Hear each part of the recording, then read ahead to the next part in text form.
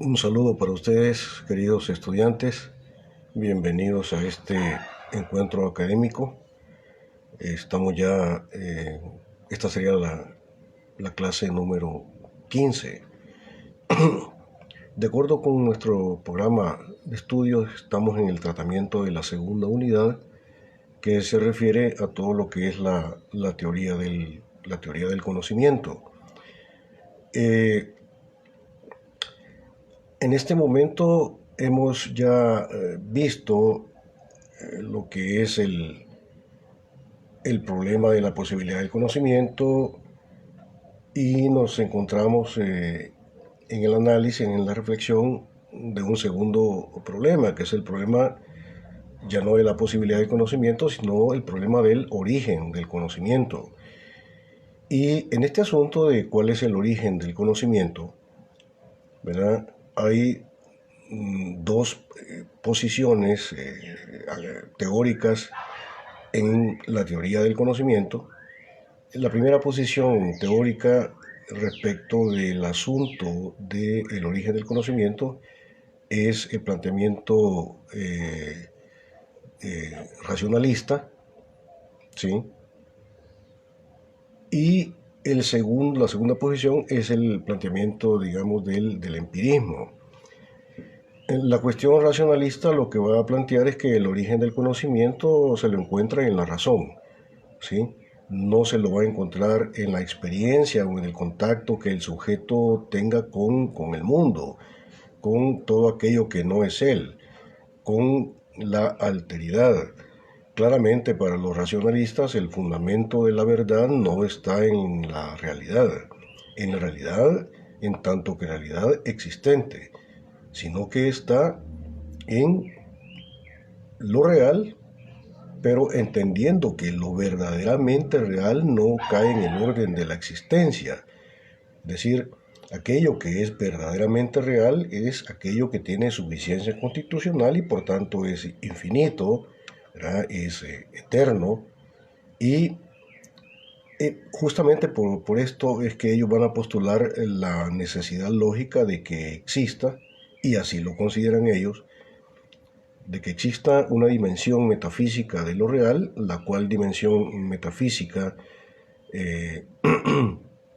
no puede caer en el campo de la existencia, sino que esa dimensión metafísica es subsistente, es decir, tiene suficiencia constitucional, y eso es lo único y verdaderamente real, ¿sí?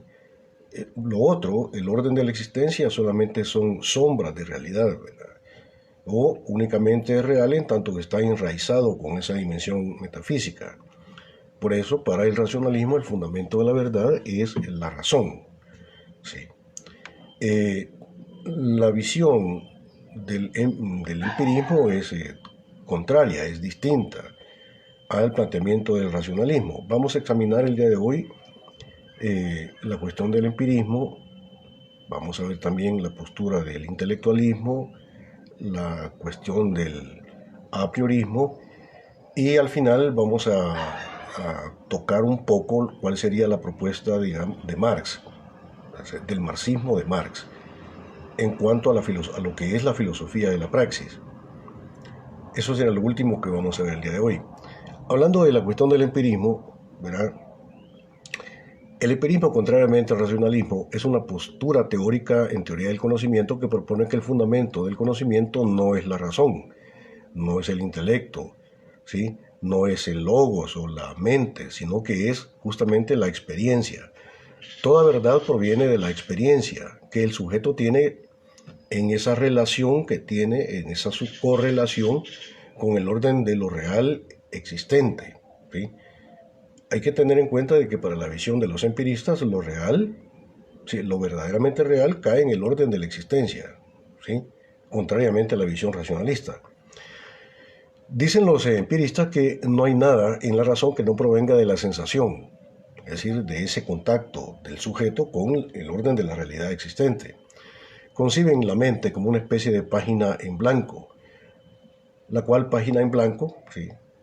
Paulatinamente se estaría llenando de contenidos en ese contacto, en el contacto paulatino que los sujetos van teniendo con la realidad en el orden de la existencia.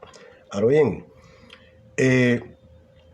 pero los que propusieron por primera vez la idea de que la mente o la razón es una especie de página en blanco son los filósofos estoicos, filósofos griegos del siglo III antes de Jesucristo. Aunque debo decir que la filosofía de los estoicos se desarrolló más en el orden de la fundamentación de la vida feliz, en ese esfuerzo filosófico por determinar qué es la eudemonía, término griego que se refiere a la existencia feliz. Y para los estoicos, el fundamento de la felicidad pues es la ataraxia, es decir, es la renunciación, en el entendimiento de que para los estoicos la infelicidad, el sufrimiento, proviene exactamente de ese deseo humano, tanto en el orden del poseer las cosas, de adueñarse de las cosas, de absolutizar el orden de las cosas, y que justamente por eso el hombre es infeliz, ¿verdad? Y que la felicidad tiene que provenir justamente de la renunciación, ¿sí? De tener una especie de existencia imperturbable, que no te perturbe absolutamente nada, ¿sí? Entonces, para los estoicos, el fundamento de la felicidad es exactamente la renunciación. Los aportes filosóficos de los estoicos no tanto se dieron en el tema de la teoría del conocimiento, ni tampoco en el tema de la metafísica, sino justamente, como acabo de decir, en el orden de la ética y de la moral. Pero de todas formas, históricamente los primeros que postularon la idea de que la mente o la razón es una especie de página en blanco, fueron ellos, ¿sí? Filósofos griegos del siglo III antes de Cristo. De la misma manera que los precursores, esto es muy importante considerar, ¿verdad? De la misma manera que los precursores del racionalismo proceden por lo general del campo de la matemática, los defensores del empirismo suelen provenir más bien de las ciencias naturales. Para los empiristas, pues como ya acabo de decir, hablando de la fundamentación del origen del conocimiento, y que ellos consideran que el origen del conocimiento se le encuentra en la realidad, en ese contacto que el sujeto tiene con la realidad, ellos suelen hablar de que esa experiencia de la cual estamos hablando como fundamento del conocimiento, como origen del conocimiento, es experiencia tanto de tipo interna como de tipo externa, ¿sí? La experiencia interna es la que proviene de la autopercepción, teniendo en cuenta la reflexibilidad de la razón. En aquella lógica de yo sé que sé, sería como la reflexibilidad de la razón. Y la segunda es la que proviene por medio de la sensibilidad, es decir, de ese contacto directo que nosotros tenemos con las cosas existentes, que para los empiristas pues son las únicas cosas reales. Sí. Uno de los empiristas muy importantes, John Locke, filósofo inglés del siglo XVII, siglo XVIII, consideraba que no hay ideas innatas en la razón. Es decir, que en la mente no hay nada, ¿sí? No hay tales de que haya una especie de ideas innatas, sino que todo lo que hay en la mente proviene pues de ese contacto que el sujeto va teniendo con la realidad, y paulatinamente la mente en la cual no hay tales ideas innatas, o sea, ideas a priori significa antes de la experiencia. O sea, John Locke va a considerar que en la mente pues no hay nada, es casi la tesis de la paginita en blanco, ¿verdad?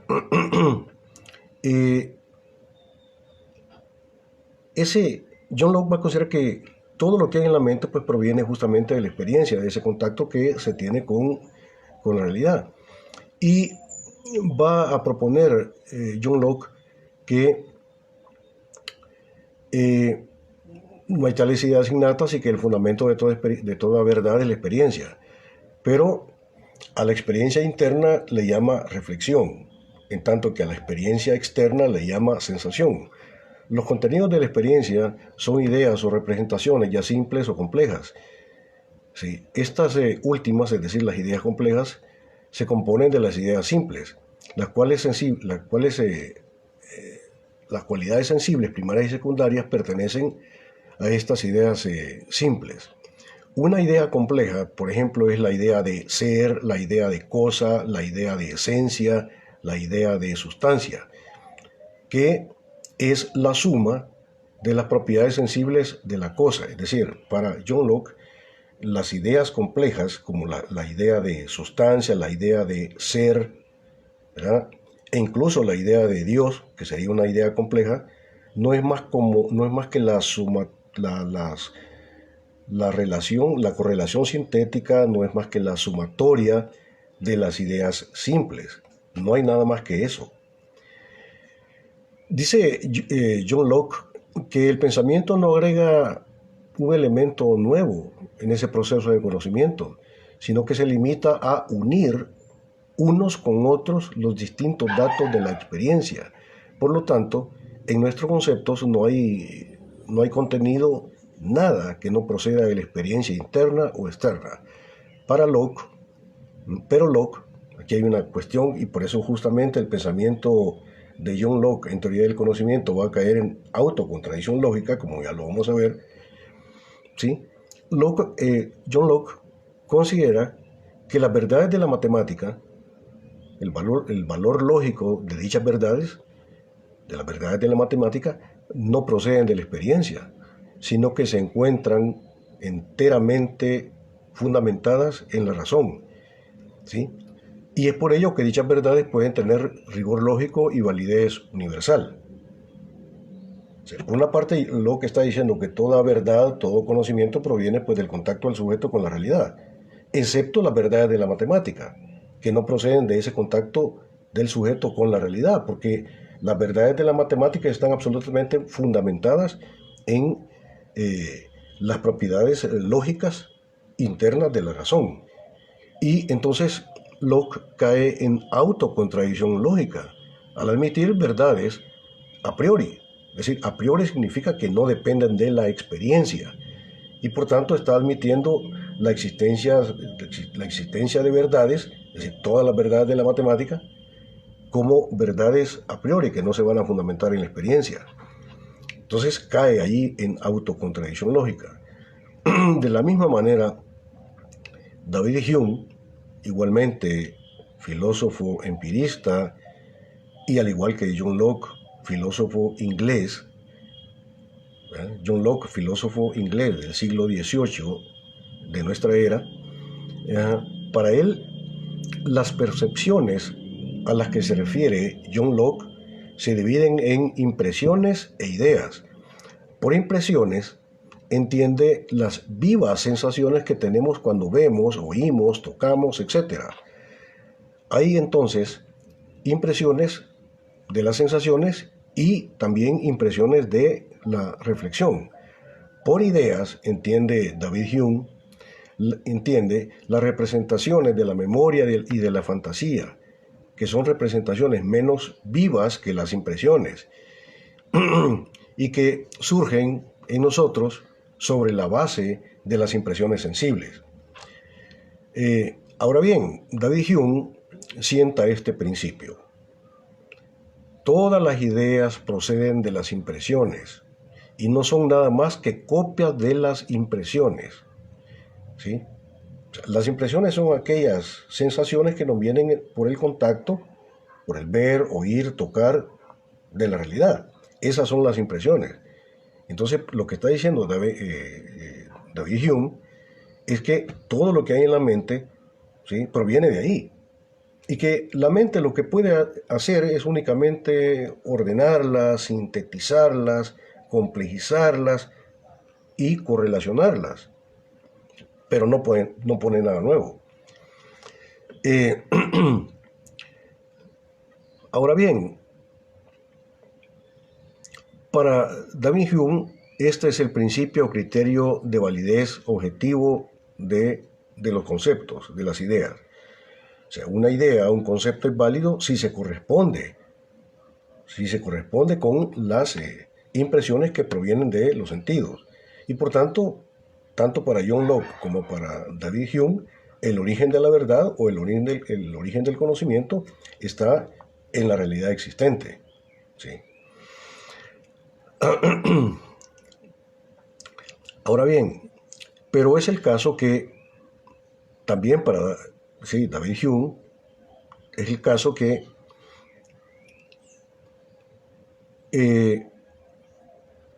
al igual que Locke, Hume también admite, ¿sí?, que en la esfera de la matemática hay conocimientos independientes de la experiencia que provienen absolutamente de la razón. ¿Sí? Y entonces, igual que John Locke, cae en autocontradicción lógica, porque David Hume también va a proponer la idea de que todas las verdades de la matemática proceden no de la experiencia del sujeto, sino de la logicidad de la razón, y que se validan no justamente con el contacto con la realidad existente, sino que se validan por las operaciones lógicas de la razón. ¿Sí? Y entonces, ¿en qué quedamos? ¿Verdad? Porque por una parte nos está diciendo que toda verdad proviene de la experiencia, pero igualmente nos dice que todas las verdades matemáticas no provienen de la experiencia, sino que provienen de la logicidad, de la razón del sujeto. Entonces ahí hay, ¿cómo se llama?, una autocontradicción lógica en la que prácticamente van a caer todos los empiristas.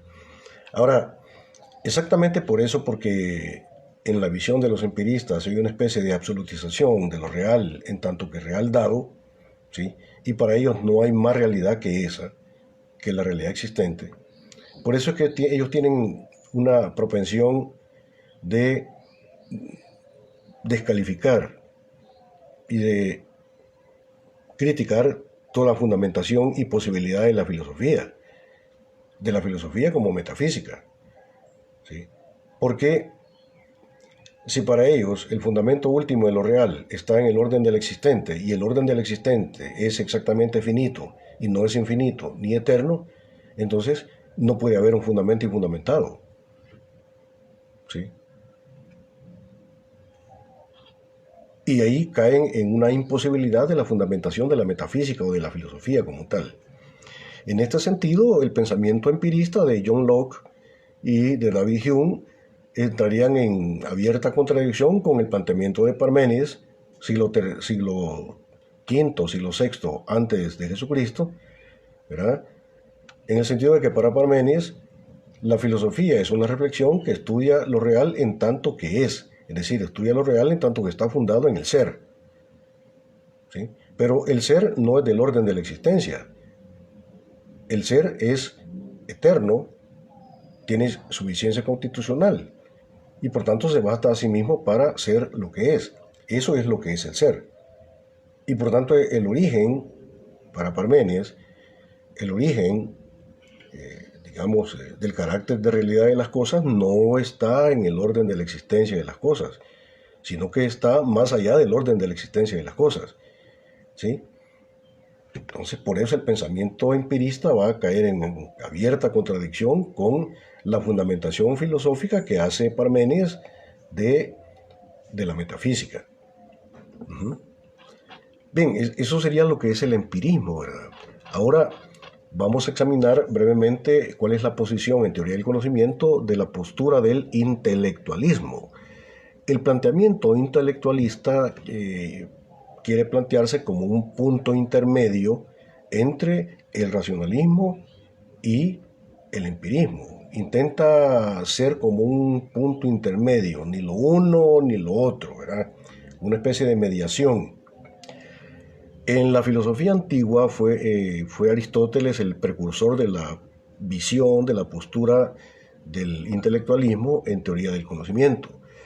Para Aristóteles, que fue discípulo de Platón, y Platón es racionalista, ¿sí? Para Aristóteles,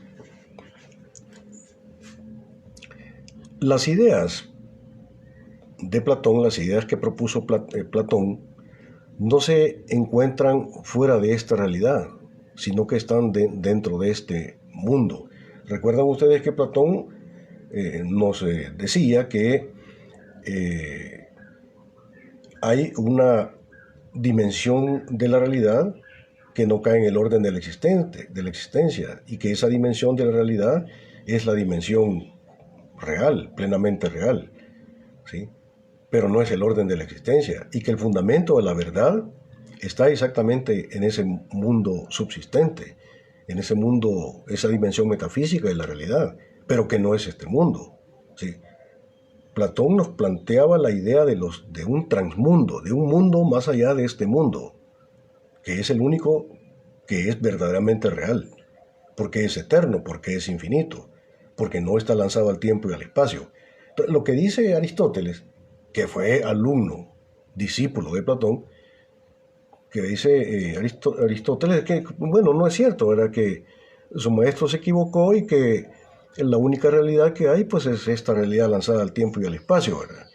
Y que el fundamento de la verdad no es ese mundo subsistente, ¿sí? El cual no existe, no hay tal mundo subsistente, y que el único orden de la realidad que existe, pues es este, que está lanzado al tiempo y al espacio. Para Aristóteles, no hay un tal mundo subsistente, con subsistencia o subsistente separado de esta existencia, ¿sí? Sino que dichas esencias, las esencias que planteaba Platón, forman parte de las cosas reales con las que tenemos experiencia. Entonces, el método de conocimiento de dichas esencias ya no consiste en el escapamiento de este mundo, como proponía Platón, ¿verdad?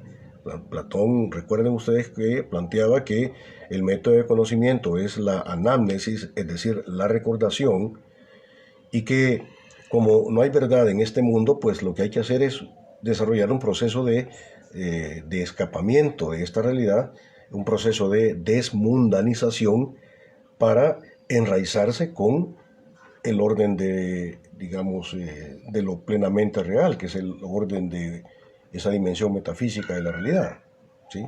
De ese mundo perfecto que está más allá de este mundo.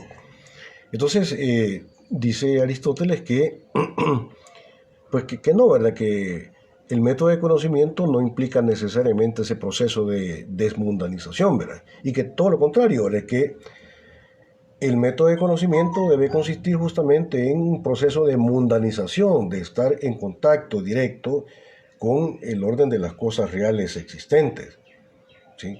Lo que está planteando Aristóteles es una crítica a su maestro, ¿sí?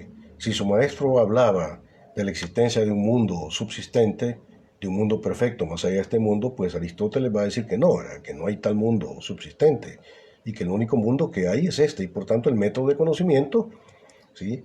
Es exactamente contrario al que planteaba su maestro. El método de conocimiento es un proceso de mundanización, de entrar mayormente en contacto con el orden de la realidad, porque lo real para él es el orden de lo real existente. Uh-huh. Si las esencias de las cosas están en las cosas mismas, como dice Aristóteles, ¿sí? Ya no tendría sentido la postulación de una existencia preterrena en un mundo ideal fuera de este mundo. Aristóteles acaba con la tesis de los transmundos y de la metempsicosis platónica. La metempsicosis es el planteamiento platónico de la transmigración de las almas, es decir, que no hay una sola existencia de la vida humana, sino que hay diferentes existencias en un proceso continuo de perfeccionamiento del sujeto. Esa es la metempsicosis. O sea, en la visión platónica, pues, uno no tiene solamente esta existencia, sino que tiene muchas existencias en un proceso permanente de perfeccionamiento del alma, ¿sí? Entonces, Aristóteles dice que no, porque no tiene ningún sentido la metempsicosis, ni la postulación de transmundos. Ahora, siguiendo los planteamientos de Aristóteles, Santo Tomás de Aquino, ¿sí? Considera o es de la consideración de que las cosas reciben, ¿sí? De que la razón humana recibe de las cosas sensibles, pues, impresiones, al igual que lo dice el empirismo, ¿verdad? Pero, dice Santo Tomás de Aquino, si bien es cierto, la razón recibe de la realidad las impresiones, la mente o la razón tiene una capacidad muy interesante que es el, el pensamiento o la razón agente, ¿sí?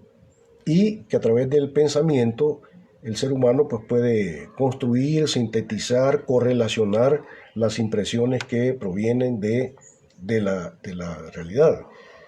El intelecto agente, dice, así le llaman, el intelecto agente.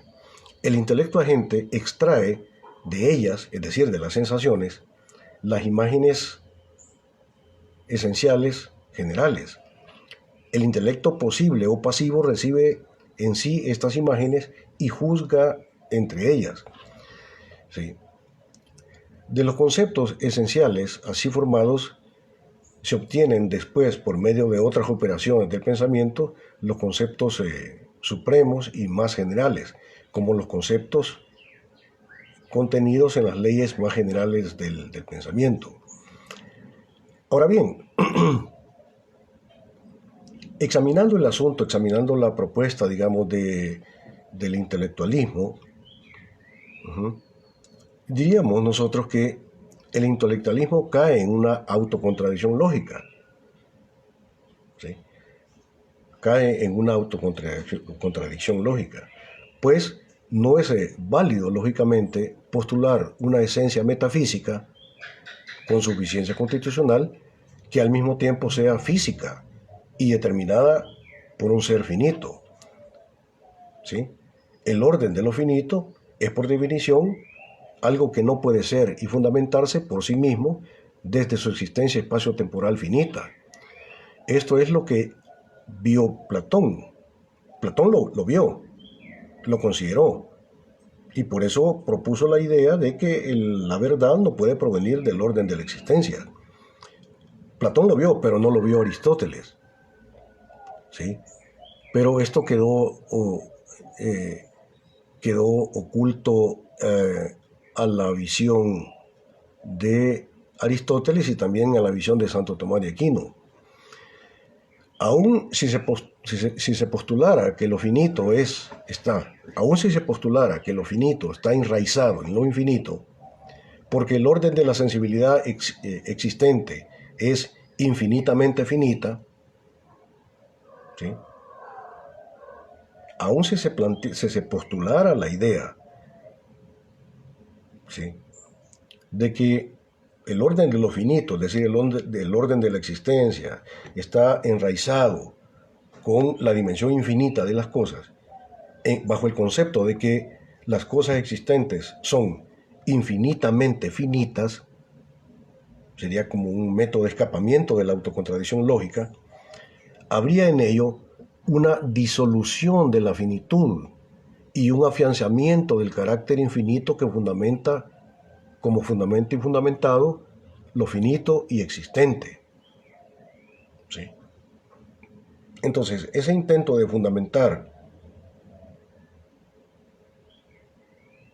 el carácter subsistente del campo de lo finito por la vía de plantear que lo finito es infinitamente finito, al final caería en una necesaria disolución de la dimensión finita de lo real y habría la necesidad lógica de afirmar, ¿sí?, la absoluta realidad del orden de lo infinito. Es algo así como escupir para arriba y que te caiga en la cara. O sea, no es posible, lógicamente, y por eso también caen los empiristas en autocontradicción lógica. Aristóteles también cae en autocontradicción al intentar descalificar a su maestro Platón. Pongan cuidado en esto, ¿sí?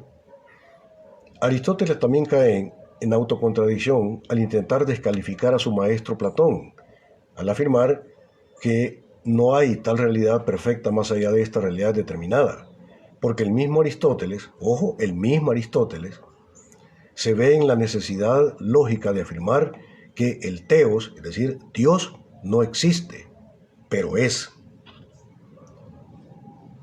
Y el teos no puede existir, el teos, Dios, no puede existir, es decir, no puede estar sometido a tiempo y espacio, porque entonces no sería absoluto ni real.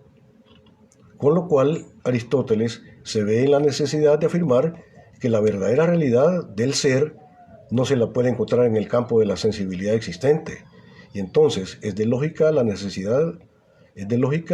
necesaria postulación de un orden de lo real que existe justamente porque es plenamente real y verdadero, como Platón, su maestro, lo afirmó.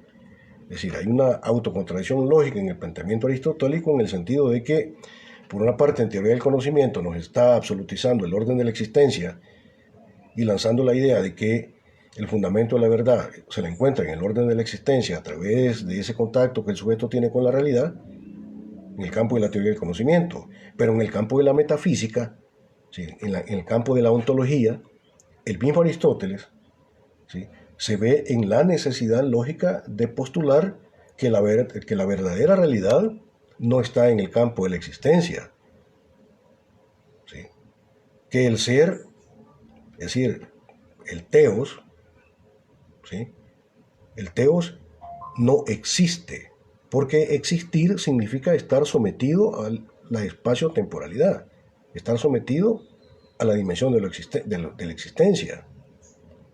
Pero si el teos, o el ser absoluto, estuviera sometido al tiempo y al espacio, pues sencillamente ya no sería absoluto, ya no sería infinito. Y por tanto, eso le obliga a plantear a Aristóteles la idea de que el teos está más allá del orden de la existencia y que la verdadera realidad de las cosas, el ser, la sustancia, no es del orden de la existencia, sino que es del orden de una dimensión metafísica que está más allá de esta realidad, ¿sí? En teoría del conocimiento plantea una cosa y en teoría de la realidad plantea una cosa contraria, Aristóteles. Y por eso, ¿sí?, cae en autocontradicción lógica a la hora de proponer su teoría del conocimiento. Y de la misma forma cae en autocontradicción lógica en su afán de criticar o de descalificar a su maestro Platón, ¿sí? Bueno, acabamos de ver la postura del intelectualismo, ahora vamos a ver la postura del apriorismo, ¿sí?, del apriorismo. También el apriorismo, al igual que el intelectualismo, en teoría del conocimiento, se presenta como un intento de mediar entre el racionalismo, pues, y el empirismo, ¿verdad? O sea, como una postura moderada, en donde no es ni lo uno ni lo otro. La postura del apriorismo, ¿verdad? Para el apriorismo, nuestro conocimiento tiene elementos a priori independientes de la experiencia, al igual que lo asegura el racionalismo. Pero a diferencia con el racionalismo, que consideraba estos elementos a priori del entendimiento como conceptos acabados y llenos de contenido, ¿sí?, como conceptos perfectos, para el apriorismo, dichos elementos a priori son de naturaleza formal. No son contenidos acabados, sino formas del conocimiento. Estas formas reciben su contenido de la experiencia, ¿sí? Esta es una diferencia entre el apriorismo y el racionalismo, pero el apriorismo, al considerar que las formas del entendimiento reciben de la experiencia su contenido como conceptos, se acerca más bien al empirismo. Aristóteles afirmaba que nada hay en Aristóteles, siglo III a.C. Aristóteles decía que nada hay en el intelecto que antes no haya estado en los sentidos. en el siglo III. Nada hay en el intelecto que antes no haya estado en los sentidos. Lo que quería decir Aristóteles, lo que dice más bien es que todo conocimiento, toda verdad proviene justamente de la experiencia.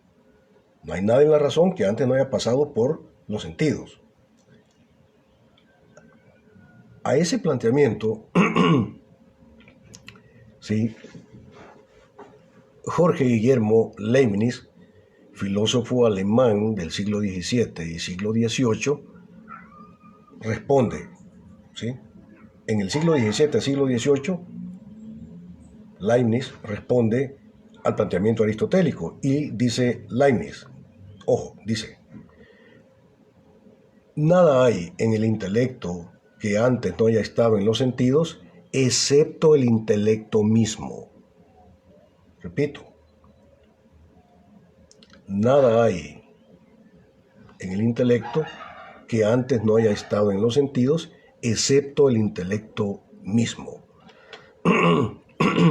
Por tanto, para Leibniz, lo que hay en el intelecto como facultad analítica y ordenadora de la realidad es algo a priori, es decir, algo que no proviene de la experiencia.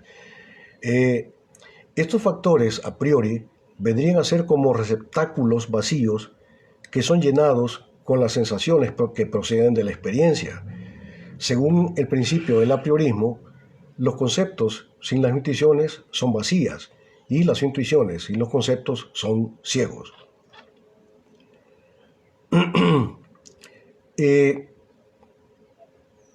Tanto el racionalismo como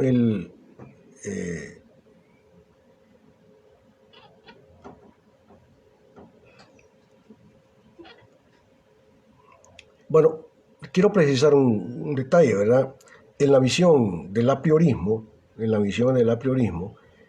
el factor a priori de la razón, es decir, el factor que no procede de la razón, ¿sí?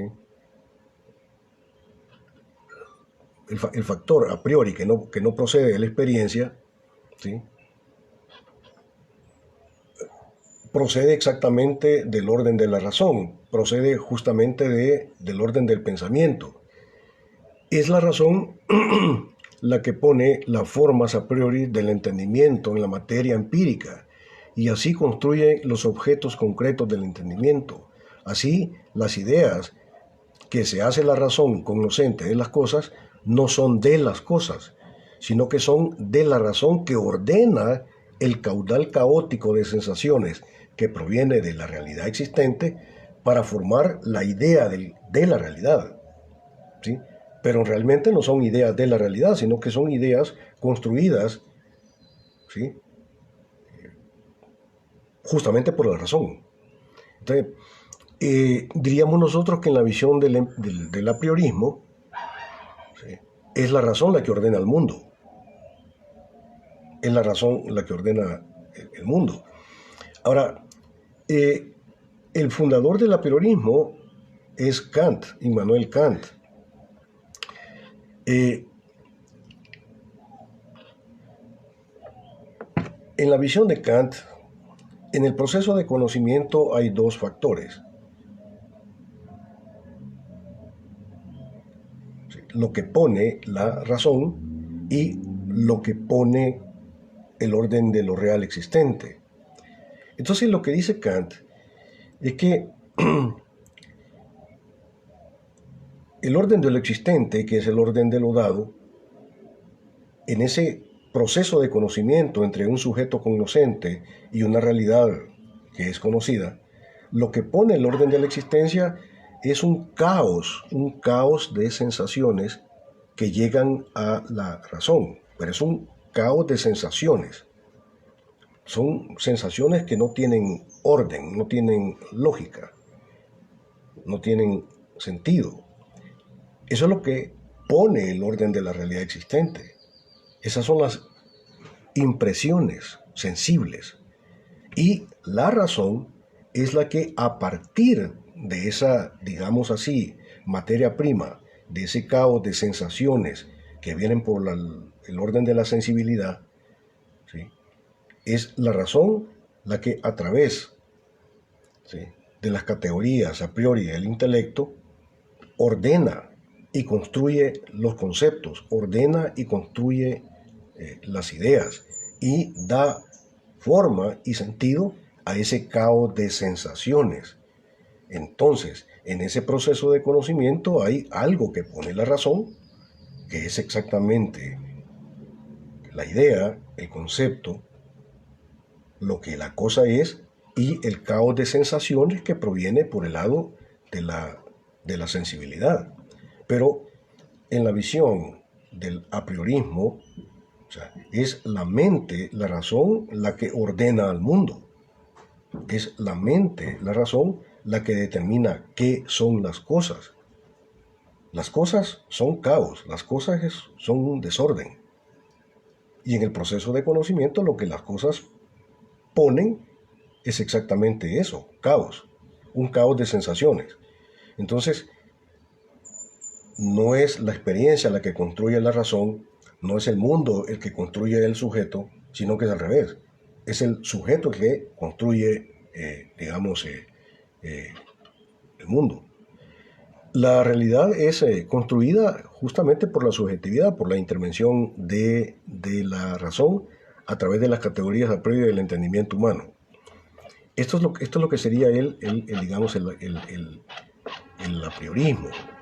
Ahora, para terminar, vamos a hacer un abordaje breve, bastante somero, sintético, de cuál sería la propuesta del marxismo, de Marx, desde la teoría de la praxis, en este proceso de conocimiento. Entonces veríamos cuál es la función de la praxis en el proceso de la construcción del conocimiento. Pero primero vamos a determinar qué es la praxis. ¿Sí? La praxis es una actividad humana, pero no toda actividad humana es necesariamente praxis. Actividad es un acto o conjunto de actos en virtud de los cuales un sujeto activo, ¿sí?, agente, modifica una materia prima dada, una realidad dada como existente. Pero el concepto bastante general de lo que es la praxis no puntualiza, no explica exactamente los siguientes elementos. ¿Sí? Es decir, para que haya praxis se necesita que haya un sujeto agente que desarrolle la praxis. Y se necesita también que haya una materia prima, una realidad dada sobre la cual va a recaer la acción de la praxis, del sujeto. Pero entonces tiene que haber un agente. Ahora bien, no se puntualiza qué tipo de agente es. Si es un agente físico, es un agente biológico, agente humano, o incluso un agente metafísico. ¿Sí? O un agente metafísico. Recuerden ustedes el pensamiento de Descartes, para el cual el fundamento de la verdad es un agente metafísico, que es Dios. ¿Sí? No solamente Dios, sino que de forma específica es la bondad de Dios. Ni siquiera es el poder de Dios. Para Descartes, la verdad es posible. El ser humano tiene la posibilidad de conocer sencillamente porque Dios es bueno. O sea, no porque Dios sea poderoso. Sí, porque en la idea de los dioses paganos, lo más propio de ellos es el poder, es Dios poder. Pero en la visión del Dios cristiano, lo más propio del Dios cristiano no es el poder, sino que es el amor. Entonces el ser humano puede conocer exactamente porque Dios es bueno y no lo va a engañar. Tampoco se aclara en este concepto básico de lo que es praxis, ¿sí? Tampoco se aclara el tipo de materia prima sobre la cual recae la praxis. Si es un cuerpo físico, un ser vivo, una experiencia psicológica, un grupo, una relación social, etc. Tampoco se determina la especie de actos que conducen a cierta transformación. O sea, en el proceso de praxis necesariamente tiene que haber una transformación, si no, no hay praxis. Entonces, nos preguntamos, ¿qué rasgos fundamentales tiene la praxis como un tipo especial de actividad humana? ¿Qué rasgos especiales tiene? Veamos. La actividad propiamente humana solo se da cuando los actos dirigidos a un objeto para transformarlo se inician con un resultado ideal, con un propósito, y terminan con un resultado, ¿sí?, o producto efectivo, real. aquí de lo que se trata es que toda praxis contiene un esfuerzo de adecuar mi quehacer actual a fines establecidos con anterioridad al logro de un resultado. Toda praxis empieza teniendo ya un resultado ideal, es decir, un propósito, un plan, un fin. ¿Cuál es el propósito del desarrollo de esta actividad humana transformativa de la realidad? ¿Sí? Dentro de esto hay que considerar lo siguiente. ¿Sí? Primero, que ya la mera formulación de una finalidad, es decir, de un propósito, de una idea hacia la cual se tiende, ¿sí?, implica un primer nivel de negación teórico de la realidad existente, un primer nivel de negación teórica de la realidad existente.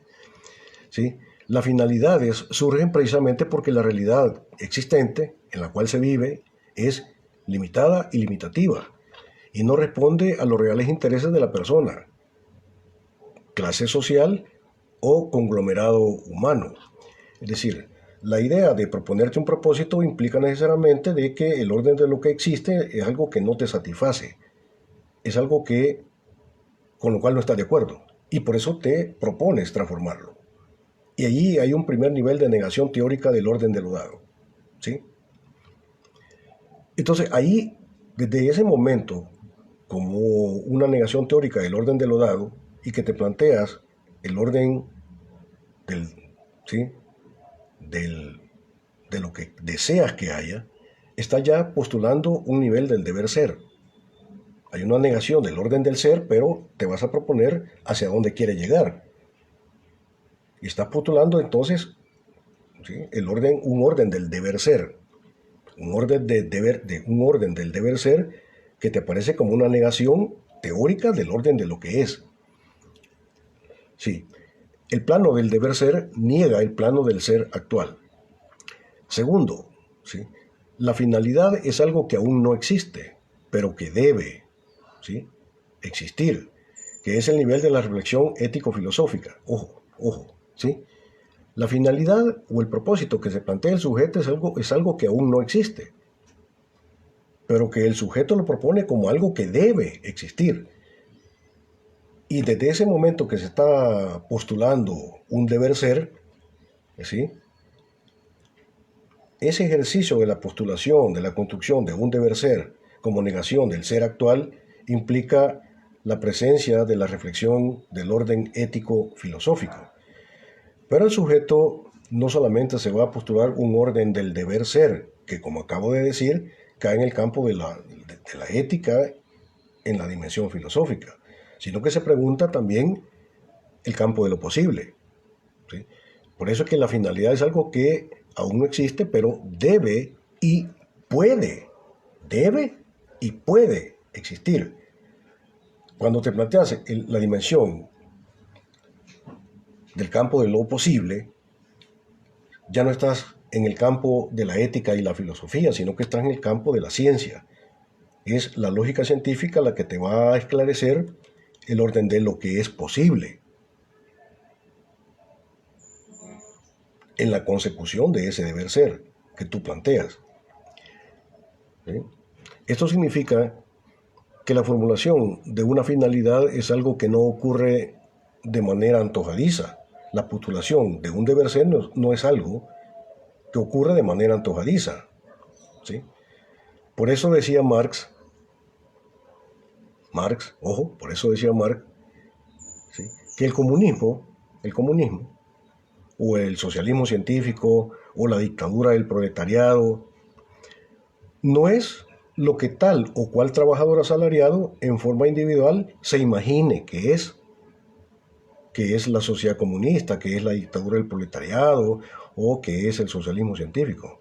No se trata lo que uno u otro trabajador en forma individual se imagine que es el socialismo. No se trata de eso. Y entonces, si no se trata de eso, de lo que los trabajadores específicos, Juan, María, se imaginen que lo que es el socialismo. O sea, no se trata de una acción imaginativa de la razón, de una lógica de la ocurrencia. Entonces, veamos de qué sí se trata. ¿De qué es lo que se trata, según Marx? ¿Sí? Para Marx, lo que es el comunismo científico, la dictadura del proletariado o el socialismo científico, ¿sí?, es aquello que la clase trabajadora tiene que hacer, aquello que la clase trabajadora tiene que hacer, quiera o no quiera, ¿verdad? Tiene que hacer, ¿sí?, con arreglo a ese ser suyo como clase revolucionaria, como clase obrera. No se trata de lo que se le imagine que va a hacer, sino se trata de lo que, más allá de lo que se puede imaginar, se trata de lo que debe hacer partiendo de lo que realmente es. ¿Y qué es lo que es? Clase obrera, clase explotada, clase dominada. No es cosa de ocurrencias. Y ahí es justamente donde interviene el análisis científico de la realidad política, social y económica, de una formación económico-social, como la formación económico-social salvadoreña en este momento, aquí y ahora. No se trata de ocurrencias, sino de lo que científicamente es el fenómeno. ¿Sí? Y por eso es importante la ciencia. Y la ciencia marxista. Sin ciencia marxista no puede haber revolución. El ideal que yo me formulo, ¿sí?, para orientar mi praxis es algo que se construye partiendo de las circunstancias objetivas de posibilidad con las que yo cuento en un momento determinado. En tal sentido, no puedo dejar de lado el hecho de que yo soy alguien siempre condicionado y determinado por el sistema social dado. No existen los sujetos abstractos, solo existen los sujetos concretos y determinados social e históricamente. Entonces, siempre hay que preguntarse por las reales condiciones de posibilidad de lo que se pretende como finalidad, como propósito. Pero hay que tomar en cuenta tanto las condiciones de posibilidad propias del sujeto, las posibilidades propias de posibilidad del sujeto, sí, como sujeto social históricamente condicionado, determinado, y también las condiciones de posibilidad de la realidad dada como existente, concreta, social históricamente determinada. Se trata de ver las condiciones de posibilidad del sujeto concreto y las condiciones de posibilidad de la realidad concreta. La realidad dada es siempre limitada, pero también limitativa. ¿Sí?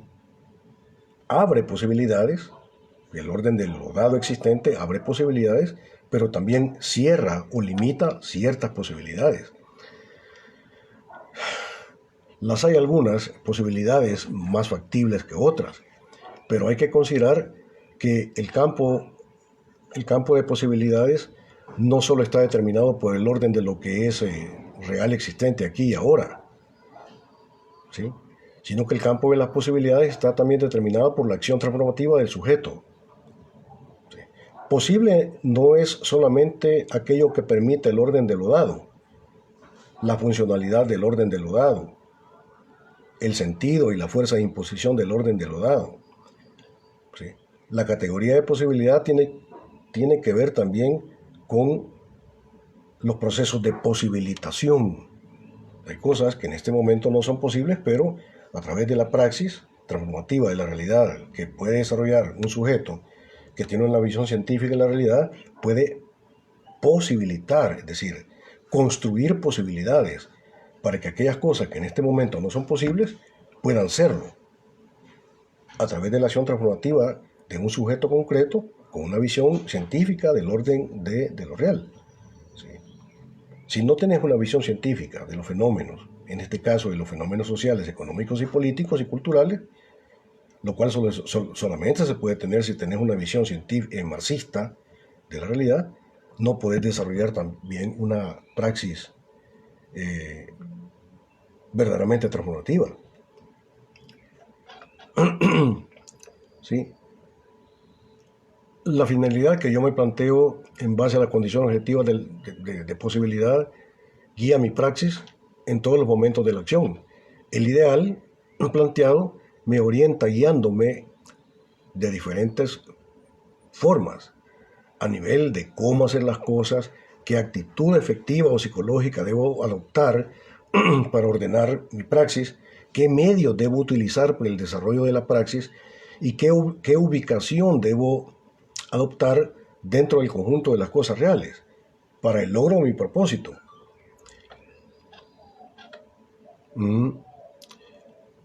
Pero no solo eso implica, sino que implica otras cosas. Implica además la adecuación de mi actividad actual y concreta a fines ideales aún no existentes. La praxis humana implica todo un esfuerzo de construcción de conocimientos, ¿sí? La teleología, es decir, los propósitos, o sea, el planteamiento de propósitos no es lo mismo que conocer, pero no debe darse lo uno sin lo otro. Para realizar la vida en y desde la praxis se hace necesario conocer, ¿no? Conocer una serie de realidades y situaciones para tener una conciencia lúcida de lo que voy a hacer, de cómo lo voy a hacer, por qué lo voy a hacer, para quiénes lo voy a hacer. La praxis entonces implica la unidad que se ejerce con una planificada y consciente acción transformativa del sujeto.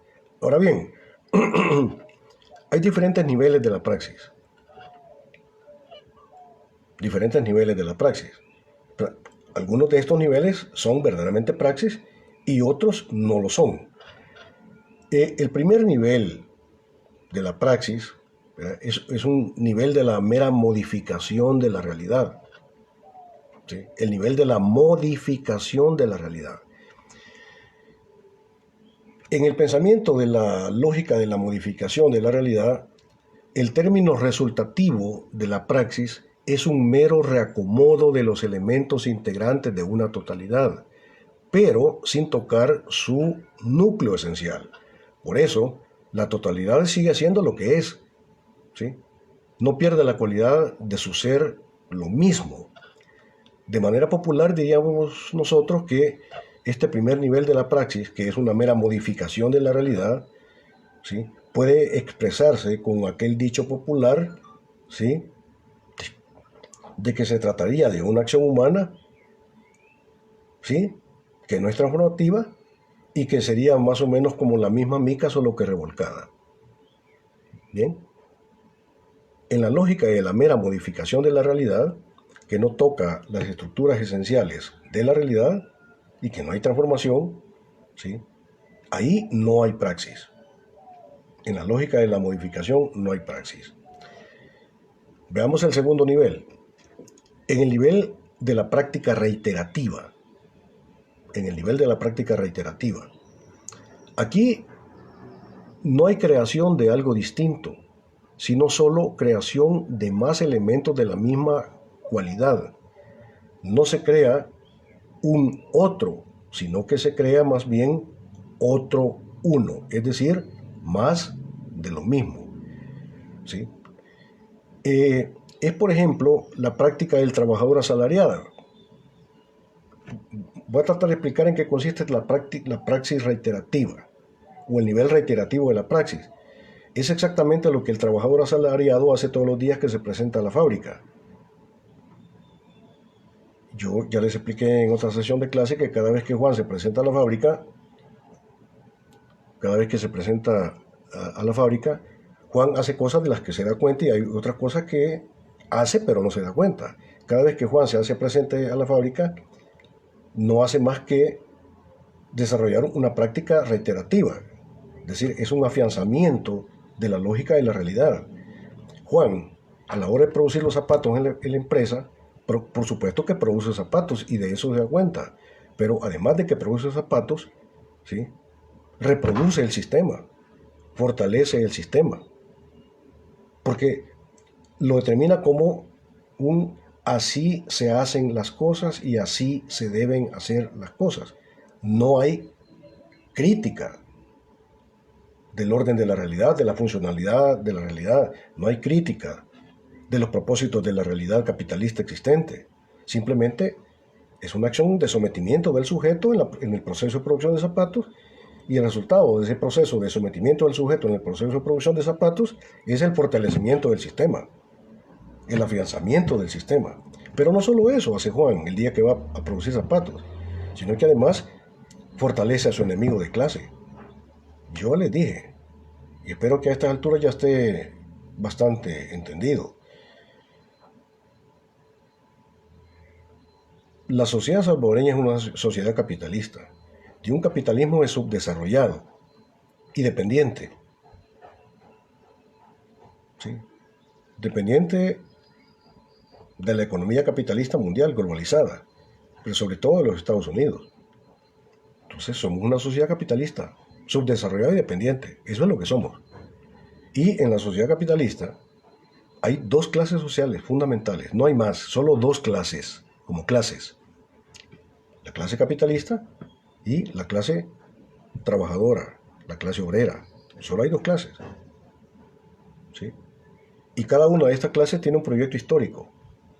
El proyecto histórico de la clase dominante es, ¿sí?, garantizar la reproducción ampliada del sistema, porque el sistema, el orden dado, les favorece, porque lo enriquece. Está estructurado, está diseñado, organizado para el beneficio de los intereses de la clase dominante. Entonces, la clase capitalista, la clase burguesa, va a desarrollar una praxis de tipo reiterativa, de mero afianzamiento del orden de lo real, del orden de lo dado. Entonces el orden de lo dado se va a postular como una especie de absoluto, como una especie de destino, frente a lo cual, desde la óptica de la clase dominante, no hay más que adaptarte y someterte, sin crítica alguna. Desde la óptica de la clase trabajadora, su objetivo estratégico no es fortalecer el sistema, sino que es destruir el Estado capitalista y construir la dictadura del proletariado, como un ordenamiento social que favorece los intereses de la clase trabajadora. Dos proyectos históricos, un proyecto histórico conservador desde la lógica de la clase dominante y un proyecto revolucionario de la óptica de la clase trabajadora. La clase trabajadora no tiene como propósito modificar el sistema, embellecer el sistema, democratizar el sistema. Eso no es el objetivo estratégico de la clase trabajadora. ¿Sí?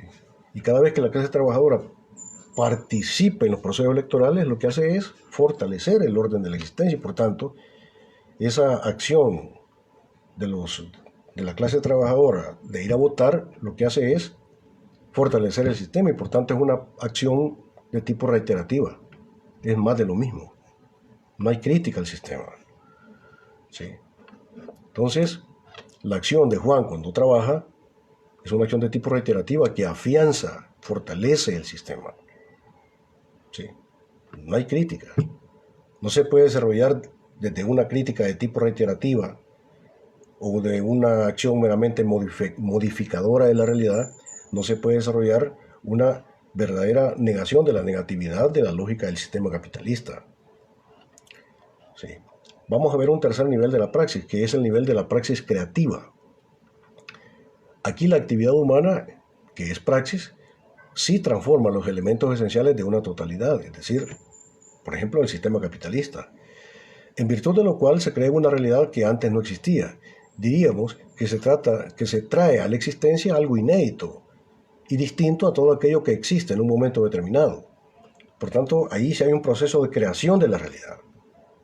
Pero todo proceso de creación de la realidad implica necesariamente una acción de crítica teórica del orden de lo dado, que postula de forma necesaria un deber ser, que no coincide con lo que hay. Y por eso es el postulamiento de un deber ser. Hay una crítica de lo que es. ¿Y qué es aquello que es? Es la lógica del capital. El sistema capitalista dependiente y subdesarrollado salvadoreño. Eso es lo que hay. Entonces, cuando te propones y postulas un deber ser, es que no estás de acuerdo con el orden del ser.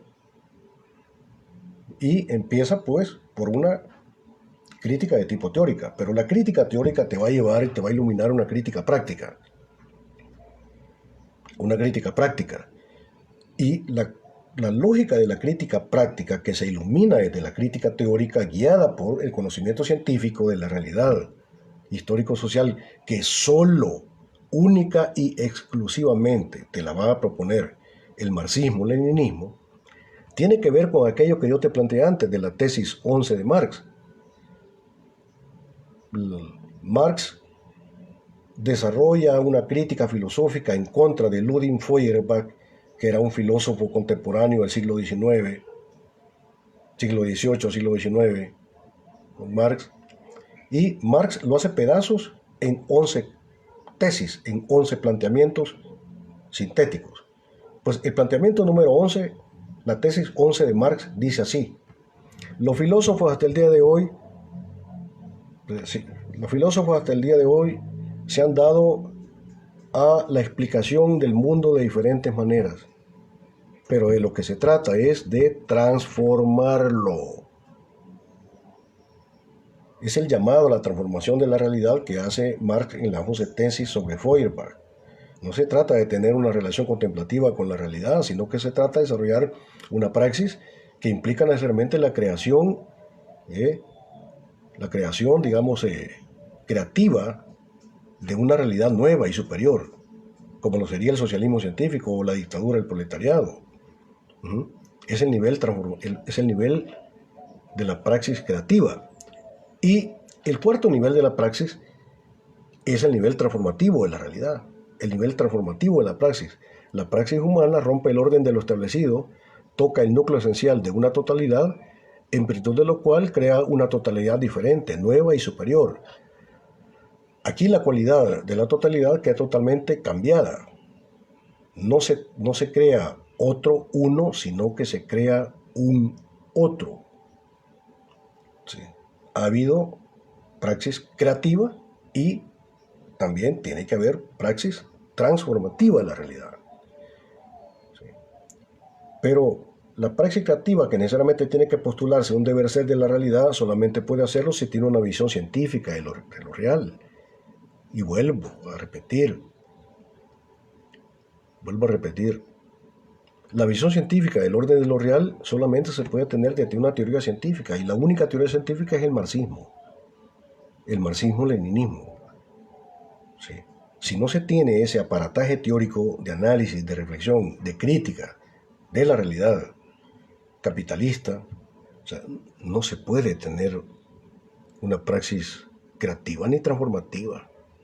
Vas a caer en los brazos del reformismo, vas a caer en los brazos de la praxis meramente contemplativa, reproductora de la realidad, vas a caer en los brazos de la praxis reiterativa y de la praxis que meramente modifica el orden de lo real, pero no lo transforma. Exactamente lo que acabo de decir, ¿verdad? Por eso Marx en la tesis 11, como crítica filosófica a Ludwig Feuerbach, dice: los filósofos hasta hoy se han dedicado a interpretar el mundo de diferentes maneras, pero de lo que se trata es de transformarlo. Obviamente la tesis de Marx no implica una clausura de la práctica teórica frente a los fenómenos de la realidad social e histórica. Hay que tener en cuenta que la acción teórica también es una forma de la praxis, por cuanto supone la presencia de un sujeto concreto, ¿verdad? ¿Sí? Que actúa también dentro de una realidad concreta. No se trata de un sujeto abstracto, sino que se trata de un sujeto concreto. Y en el caso del ordenamiento social se trata de un sujeto con una determinación clasista.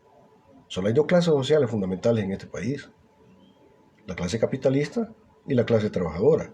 Los que no son ni capitalistas ni trabajadores son capas medias, sectores intermedios. ¿Sí? Ahora bien, ¿qué tipo de praxis es la que se tiene que desarrollar para que sea verdaderamente praxis? Tiene que ser una praxis revolucionaria. Pero la praxis revolucionaria únicamente puede desarrollarla el sujeto revolucionario. ¿Y quién es el sujeto revolucionario? ¿La clase burguesa? ¿La clase capitalista? No. ¿Por qué la clase capitalista no es la clase revolucionaria? Porque la clase capitalista tiene el interés de mantener, de perpetuar, de eternizar, de perfeccionar el orden de lo dado, el sistema. No tiene interés de transformarlo esencialmente, sino de mantenerlo. Por tanto, desde la óptica de la clase burguesa no se puede desarrollar una praxis dialéctica, no hay dialéctica, no hay negación de la negación. ¿Sí? O más bien hay un cierre de la dialéctica porque hay una absoluta afirmación del orden de lo dado, y el orden de lo dado se te presenta como un absoluto que no puedes transformar, como algo perfecto. Sí, pero eso es desde la óptica de la clase burguesa. Ahora, desde la óptica de la clase trabajadora, sí puede haber praxis revolucionaria, porque a la clase trabajadora no le interesa mantener el sistema, sino destruir el sistema para construir un orden superior, como lo es el socialismo científico. Entonces, solamente desde la óptica, desde la perspectiva, desde el punto de vista de la clase trabajadora, puede haber dialéctica de negación de la negatividad del sistema y por tanto la posibilidad de construir un futuro, de construir un deber ser distinto y contradictorio a lo que es. ¿Y cuál sería ese deber ser? Pues una sociedad superior, como pudiera ser la dictadura del proletariado o el socialismo científico. Entonces, solo desde la óptica de la clase trabajadora puede haber dialéctica, como negación de la negatividad del sistema. Y entonces, ¿quién es la clase? ¿Cuál es la única clase revolucionaria? La clase trabajadora. ¿Pero por qué es la clase revolucionaria? Porque es la única clase de las dos clases que estructuralmente está obligada. Estructuralmente está obligada. No se trata de que si quiere o no quiere, o se le imagina. No, está estructuralmente obligada a desarrollar una praxis revolucionaria de transformación del orden social, que implica la destrucción del Estado capitalista. No se trata de perfeccionar el Estado capitalista, señor. No se trata de participar en procesos electoreros, que al final de cuentas lo único que hacen es afianzar el orden de lo dado, es legitimar el orden de la democracia capitalista, que ni siquiera es democracia. Entonces cada vez que Juan va a la fábrica a producir zapatos, fortalece el sistema y fortalece a su enemigo de clase. Y cada vez que vos vas a votar, igualmente fortaleces el sistema, justificas el orden de lo dado, lo legitimás. Prácticamente lo que estás diciendo es que estás de acuerdo con los procedimientos que el Estado capitalista te plantea como los procedimientos válidos. Ya caíste dentro de su camisa de fuerza. Entonces vas vos como una especie de zombie social a votar y a fortalecer el sistema. Y vos crees que cuando votás elegís. No, vos no elegís. Ya eligieron otros. Ya eligieron otros. Vos únicamente vas a corroborar, a reiterar y a estar de acuerdo con lo que los otros ya eligieron.